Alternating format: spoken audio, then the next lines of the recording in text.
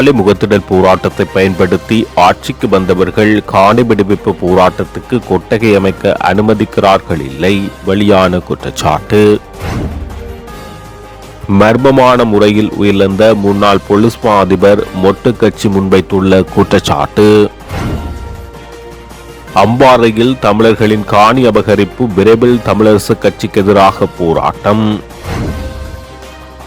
மக்களை கொடூரமாக சுரண்டும் அனுர அரசு, ஆனந்த பாலித குற்றச்சாட்டு. உயிர்த்த ஞாயிறு குண்டுவெடிப்பு தாக்குதலுக்கு முன்பே சிஐடிக்கு கிடைத்த 129 பயங்கரவாதிகளின் பட்டியல். கொழும்பு சிறைச்சாலை சம்பவம், ஜனாதிபதி தலைமையில் விசேட கலந்துரையாடல். நேர்மையாக இருந்தால் நிச்சயம் விமர்சனங்கள் வரும், கிளிநொச்சி மாவட்ட செயலாளருக்கு நடந்தது இதுதான், வடக்கு மாகாண ஆளுநர் வேதநாயகன். சிறுபான்மை கட்சிகளின் புதிய கூட்டணி எமக்கு தடையல்ல, மக்கள் விரோத அரசாங்கத்தை வீழ்த்த அனைவரும் ஒன்றிணைவோம், திஸ்ஸாத்தநாயக்க. நேர்மையாக இருந்தால் நிச்சயம் விமர்சனங்கள் வரும், மாற்றங்களை செய்ய முற்பட்டால் சவால்கள் வரும். கிளிநொச்சி மாவட்ட செயலருக்கு எதிராக வியாழக்கிழமை மாவட்ட ஒருங்கிணைப்பு குழு கூட்டத்தில் நடந்ததும் அதுதான் என வடக்கு மாகாண ஆளுநர் வேதநாயகன் தெரிவித்துள்ளார். வடக்கு மாகாண முகாமைத்துவ சேவையின் அதிசிறப்பு தரத்துக்கு தெரிவு செய்யப்பட்டவர்களுக்கான பதவி உயர்வு நியமனங்கள் வழங்கும் நிகழ்வும், புதிதாக சேவைக்கு இணைத்துக் கொள்ளப்பட்ட வருமான வரி பரிசோதகர்கள் மற்றும் நூலகர்களுக்கான நியமனம் வழங்கும் நிகழ்வும் ஆளுநர் செயலகத்தில் வெள்ளிக்கிழமை நடைபெற்றது. இந்த நிகழ்வில் பிரதம அதிதியாக கலந்து கொண்டு புதிய நியமனங்களை வழங்கி வைத்து உரையாற்றும் போது ஆளுநர் இதனை தெரிவித்துள்ளார். ஜனாதிபதி அனுகுமார திசாநாயக்க மற்றும் சிறை காவலர்கள், ஜெயிலர்கள் உள்ளிட்ட அதிகாரிகளுக்கு இடையிலான சந்திப்பு நேற்று பிற்பகல் ஜனாதிபதி அலுவலகத்தில் இடம்பெற்றது.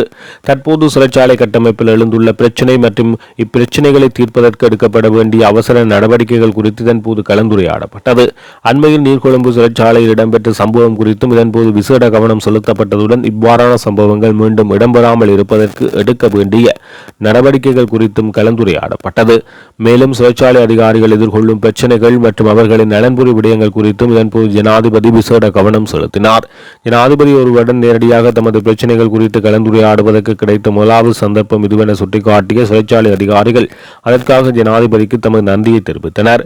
நீதி மற்றும் தேசிய ஒருமைப்பாட்டு அமைச்சர் ஹசன் நாணயக்கார, தொழில் அமைச்சர், நிதி மற்றும் திட்டமிடல் பிரதி அமைச்சர் அனில் ஜெயந்த பெர்னாண்டோ, ஜனாதிபதியின் சிரேஷ்ட மேலதிக செயலாளர் ரொசான் கமகே, நீதி மற்றும் தேசிய ஒருமைப்பாட்டு அமைச்சின் செயலாளர் அஜோசா ஜினசேன, சிறைச்சாலைகள் ஆணையாளர் நாயகம் பிரசாத் கேமந்த குமார, சிறைச்சாலைகள் ஆணையாளர் SK பல்லதென்ன, சிறைச்சாலைகள் ஆணையாளர் AC கயநாயக்க உட்பட சிறைச்சாலை திணைக்கள அதிகாரிகள் பலர் கலந்து கொண்டனர்.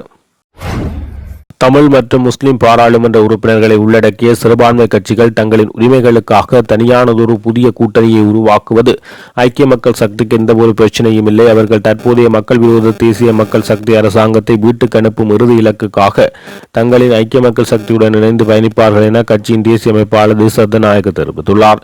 மனோ கணேசன், ரபு ஹக்கீம் மற்றும் தமிழ் முஸ்லிம் மக்களை பிரதித்துவப்படுத்தும் ஏனைய அரசியல் கட்சிகள் அனைத்தும் தங்களின் உரிமைகள் மற்றும் கோரிக்கைகளுக்காக தனித்தனியாக ஒழுங்கமைவதில் எவ்வித தவறும் இல்லை. வெவ்வேறு அரசியல் கருத்துக்களை கொண்ட குழுக்கள் ஒரே மேடைக்கு வருவதற்கு முன்பாக பல்வேறு வடிவங்களில் இணைவது ஆரோக்கியமானது. அவர்கள் அனைவரும் தொடர்ந்து எமது ஐக்கிய மக்கள் கூட்டணியில் இணைந்து செயற்பட்டு வருகின்றனர். தற்போதைய அரசாங்கத்துடன் அவர்கள் யாரும் இணையப் போவதில்லை என்பதுடன் எதிர்கால தேசிய தேர்தல்களின் போது இந்த மக்கள் விரோத அரசாங்கத்தை வீழ்த்தும் ஒற்றை இலக்குக்காக அனைத்து சக்திகளும் ஒன்றிணைந்து செயற்படும் என்ற பலத்த நம்பிக்கை உண்டு என தெரிவித்துள்ளார். இலங்கையில் அண்மை காலமாக இடம்பெறும் உயிரிழப்புகள் தொடர்பில் முறையான விசாரணைக்கு முன்னரே அவை உயிர் மாய்ப்பு என திட்டமிட்டு சித்தரிக்கப்படுகின்ற போக்கு காணப்படுகிறது என ஸ்ரீலங்கா பொதுஜன பெரமுனவின் சட்டத்தரணி மனோஜ் கமகே தெரிவித்துள்ளார். பத்திரமுல்லையில் அமைந்துள்ள கட்சி தலைமையகத்தில் நேற்று நடைபெற்ற ஊடகவியலாளர் சந்திப்பில் அவர் இதனை தெரிவித்தார். முன்னாள் போலீஸ் மா அதிபர் CD விக்ரமரத்ன மறைவு குறித்து தனது இரங்கலை தெரிவித்த மனோஜ் கமகே, கபில சந்திரசேன மற்றும் திரைசேரி அதிகாரி உள்ளிட்டோரின் மரணங்களின் போது உடல்கள் வைத்தியசாலைக்கு செல்வதற்கு முன்னரே அவை உயிர் மாய்ப்பு என செய்திகள் பரப்பப்பட்டது. ஒரு மரணம் இயற்கையானதா, உயிர் மாய்ப்பா அல்லது கொலையா என்பதை மரண பரிசோதனையை தீர்மானிக்க வேண்டும். ஆனால் முறையான விசாரணைகளின்றி இவ்வாறான முடிவுகளை ஊடகங்களிலும் சமூக ஊடகங்களிலும் வெளியிடுவது பாரதூரமான நிலை என அவர் எச்சரித்துள்ளார். அரசை விமர்சிக்கும் சமூக ஊடக செயற்பாட்டாளர்கள் மீது பயங்கரவாத தடை சட்டத்தை பயன்படுத்துவது ஜனநாயகத்துக்கு விடப்பட்ட சவால் என்றும், அதேபோல் நீதியரசர்களுக்கு அழுத்தம் கொடுத்து நீதித்துறையும் அரசு தனது கட்டுப்பாட்டுக்குள் கொண்டுவர முற்படுகிறது என தெரிவித்துள்ளார். அரசமைப்பை மாற்ற வேண்டாம் என்று கூறி ஆட்சிக்கு வந்தவர்கள் இன்று தங்கள் தேவைக்காக அனைத்தையும் தலைகீழாக மாற்ற துடிக்கின்றனர். போலீஸ் மற்றும் ஊழல் தடுப்பு ஆணைக்குழுவின் சுயாதீனத்தன்மை ஏற்கனவே சீர்குலைந்துவிட்டது. இந்த நிலையில் நீதித்துறையின் கௌரவத்தையும் சுதந்திரத்தையும் பாதுகாக்க வேண்டியது சட்டத்தரணிகள் மற்றும் நீதியரசர்களின் பொறுப்பாகும். ஜனநாயகத்தையும் சட்டத்தின் ஆட்சியையும் பாதுகாப்பதற்காக எதிர்க்கட்சித் தலைவர் உடனடியாக வீதிக்கு இறங்கி தலைமைத்துவத்தை வழங்க வேண்டும். அனைத்து எதிர்க்கட்சிகளும் ஓரணியில் திரள வேண்டும் என தெரிவித்துள்ளார். தேர்தல் காலத்தில் மக்களுக்கு வழங்கிய வாக்குறுதிகளை நிறைவேற்ற தவறிய தற்போதைய அரசு பரம் பெற்ற வரி விதிப்புகள் மற்றும் எரிபொருள் மாபியாக்கள் மூலம் மக்களை கொடூரமாக சுரண்டி வருகிறது என ஐக்கிய மக்கள் சக்தியின் செயற்பாட்டாளர் ஆனந்த பாலித குற்றம் சாட்டியுள்ளார். நாட்டின் மொத்த நெல் உற்பத்தியில் வெறும் 2% மட்டும் அரசு கொள்வனவு செய்வதால் விவசாயிகள் பெரும் நெருக்கடிக்குள்ளாகியுள்ளனர். நாட்டில் எரிபொருள் தட்டுப்பாடு இல்லாத நிலையிலும் QR முறையினால் முச்சக்கர வண்டி சாதிகள் உள்ளிட்ட பலரின் வாழ்வாதாரம் பாதிக்கப்பட்டுள்ளது. தேர்தல் காலத்தில் எளிய மக்களுடன் இணைந்து செயல்பட்ட லால்காந்த, வசந்த சமரசிங்க போன்ற தலைவர்கள் குறுகிய காலத்துக்குள் மாளிகை போன்ற சொகுசு வீடுகளையும் வாகனங்களையும் வாங்கியது எப்படி என்பது குறித்து ஜனாதிபதி உடனடியாக விசாரணை நடாத்த வேண்டும். நீர்கொழும்பு சிறைச்சாலையில் கைதிகள் சுட்டுக் கொல்லப்பட்ட சம்பவத்துக்கு அரசு முழு பொறுப்பையும் ஏற்க வேண்டும். தொடர்ந்து உரையாற்றிய பாலித, அன்று பொதுமக்களின் குரலாக ஒலித்தவர்கள் இன்று அமைச்சர்களானதும் மக்களின் பிரச்சனைகளை அலட்சியப்படுத்தும் வகையில் செயற்படுகின்றனர். இது மக்கள் விரோத அரசின் போக்கை முறியடிப்பதற்கு உழைக்கும் மக்களும் விவசாயிகளும் ஒன்றிணைந்து வீதிக்கு இறங்கி போராட வேண்டும் என அறைகூவல் விடுத்துள்ளார்.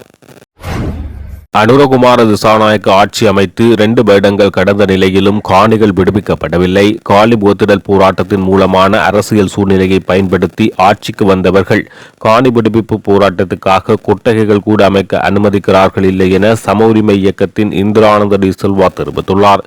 யாழ்ப்பாணம் தந்தி செல்வா கலையரங்கில் நடைபெற்ற ஊடகவியலாளர் சந்திப்பில் அவர் இதனை தெரிவித்தார். வடக்கு மக்களின் நிலங்கள் பறிக்கப்பட்டு 38 வருடங்கள் கடந்துள்ளது. யுத்தம் முடிவடைந்தும் அவர்களின் காணிகள் மீள் கையளிக்கப்படவில்லை. ஆட்சிக்கு வருவோர் எல்லாம் காணிகளை விடுவிக்கிறோம் என கூறி ஆட்சிக்கு வந்த பின்னர் காணி விடுவிப்பை கிடப்பில் போடுகிறார்கள்.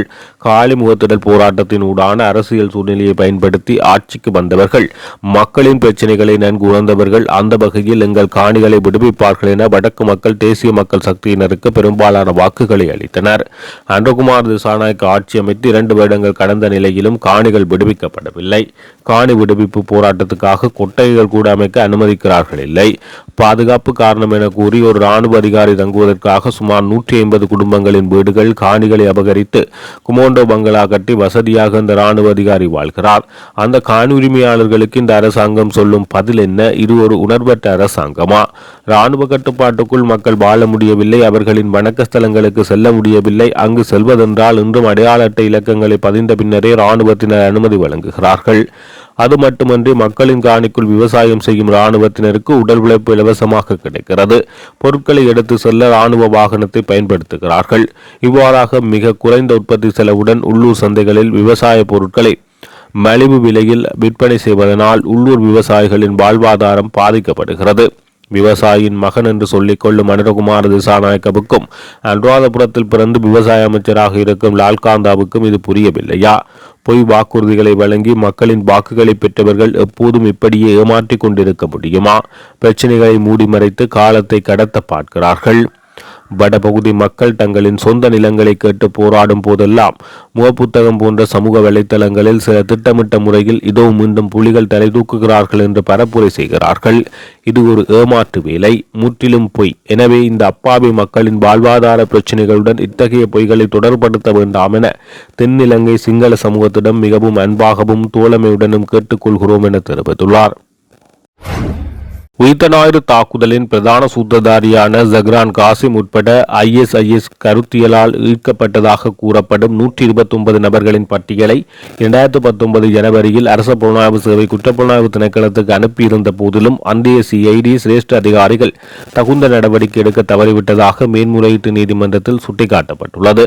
2019 உயிர்த்த ஞாயிறு தாக்குதல்கள் தொடர்பான விசாரணைகள் நிமித்தம் பயங்கரவாத தடுப்புச் சட்டத்தின் கீழ் தான் கைது செய்யப்படுவதை தடுத்து வைக்கப்படுவதையும் சவாலுக்குட்படுத்தி அரச புலனாய்வு சேவையின் முன்னாள் தலைவர் மேஜர் ஜெனரல் சுரேசாலை தாக்கல் செய்த ரிட் மனு மீதான விசாரணை மேன்முறையீட்டு நீதிமன்றத்தில் ஆரம்பிக்கப்பட்ட போது இந்த சமர்ப்பிப்புகள் முன்வைக்கப்பட்டுள்ளது.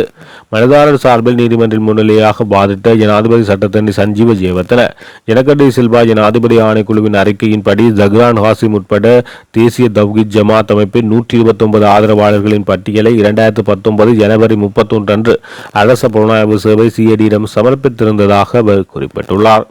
இலங்கையில் ISIS கருத்தியலை ஊக்குவிக்கும் நபர்களை அந்த அறிக்கை மிக தெளிவாக அடையாளம் காட்டியிருந்ததாக வாதிட்ட அவர், இவ்வாறானதொரு விரிவான புலனாய்வு தகவல் கிடைத்தும் அவர்களை கைது செய்ய CID ஏன் தவறியது என கேள்வி எழுப்பினார். மேலும் இலங்கையில் தீவிரமாக குழு ஒன்று இயங்கி வருவது குறித்து 2018ஆம் ஆண்டிலேயே பாகிஸ்தான் உளவு அமைப்புகளும் இலங்கை அதிகாரிகளுக்கு எச்சரிக்கை விடுத்ததாக சுட்டிக்காட்டியுள்ளார். தமிழ் மக்களின் பூர்வீகமான அம்பாறை மாவட்டத்தை முஸ்லிம்களுக்கு கொடுத்த தமிழரசு கட்சி தற்போது கூட்டணி அமைத்திருப்பது கண்டனத்துக்குரியது என ஈழத்தமிழர் முன்னணி கட்சியின் தலைவர் ஜியா சரவணன் குற்றம் சாட்டியுள்ளார். மேற்படி அறிக்கையில் மேலும் தெரிவிக்கப்படுவது, இலங்கை தமிழரசு கட்சியின் ஜாப்பின் அடிப்படையில் முதலாவது விதியில் தமிழர்களுக்கான சுயாட்சி அமைத்து கொடுக்க வேண்டும், அதே போன்று முஸ்லிம்களுக்கு சுயாட்சி அமைத்து கொடுக்க வேண்டும் என்பதை நோக்கம். எனவே இதன் அடிப்படையில் இந்த தமிழரசு கட்சியின் செயலாளர் மற்றும் தலைவர் செயற்படுகிறார்கள். ஆகவே இந்த யாப்பை தேசிய தலைவர் பார்க்கவில்லையா அல்லது அண்டன் பாலசிங்கம் பார்க்கவில்லையா என கேள்வி எழுகிறது.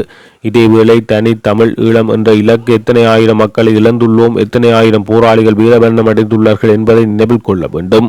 அத்துடன் இவற்றுக்கு காரணமாக இருந்த தனித்தமிழ் ஈழத்துக்காக நாங்கள் போராடி கொண்டிருக்கும் போது இந்த தமிழ் அரசு கட்சி இத்தனை வேடமாக முஸ்லிம்களுக்கு சுயாட்சி வழங்க வேண்டும் என செயற்பட்டுள்ளனர். எனவே இதுதான் இதன் காரணமா? சுயாட்சியை முஸ்லிம்களுக்கு கொடுக்க வேண்டும் என சொன்னால் முஸ்லிம்களுக்கு எப்படி வடக்கு கிழக்கில் சுயாட்சி கொடுக்க முடியும் என்ற கேள்வி எழுகிறது. கடந்த மைத்திரி ஆட்சியின் போது முஸ்லிம் ஒருவரை கிழக்கு மாகாண முதலமைச்சராக கொண்டு வந்தார்கள். எனவே எங்கள் பூர்வீக குடிகளான தமிழ் மக்களின் அம்பாறை மாவட்டத்தை தாரை வாய்ப்பதற்கான உரிமை யார் தந்தது? நீங்கள் யார்? அம்பாறை மாவட்டத்தில் முஸ்லிம்கள் 50க்கும் மேற்பட்ட தமிழ் கிராமங்கள் உள்ள தமிழ் மக்களை அடித்து விரட்டப்பட்டு ஆக்கிரமித்துள்ளனர். இவ்வாறு அம்பாறையில் தமிழ் மக்களின் கிராமங்கள் பறிபோனதை எதிர்த்து ஏன் தமிழரசு கட்சி குரல் கொடுக்கவில்லை? அதற்கு எதிராக ஏதாவது போராட்டம் செய்தார்களா? இல்லை. இவைகள் அனைத்தும் தெரிந்துதானே எல்லோரும் இயங்கிக் கொண்டிருக்கிறார்கள். காலம் காலமாக கிழக்கு மாகாண தமிழர்கள் ஏன் ஏமாற்றிக் கொண்டிருக்கிறார்கள்? இந்த மயிலத்தமடு மாதவனை மேய்ச்சல் தடை நல்லாட்சி காலத்தில் தீர்வு காணப்பட வேண்டியது. அதற்கான தீர்வுகளை தமிழரசு கட்சியை நெட்டிக்கொள்ளவில்லை. எனவே தமிழர்களின் போராட்டத்தை கடந்த காலத்தில் எதிர்த்த முஸ்லிம் அரசியல்வாதிகளுடன் இணைந்த இந்த 6 கட்சிகளை கொண்ட தேட்டு கூட்டணி வெற்றி பெறாது என்பது மாகாணத்தில் பாரியோரு போராட்டத்தை நாங்கள் நடாத்துவதற்கு ஆயத்தமாக இருக்கிறோம் என தெரிவித்துள்ளார்.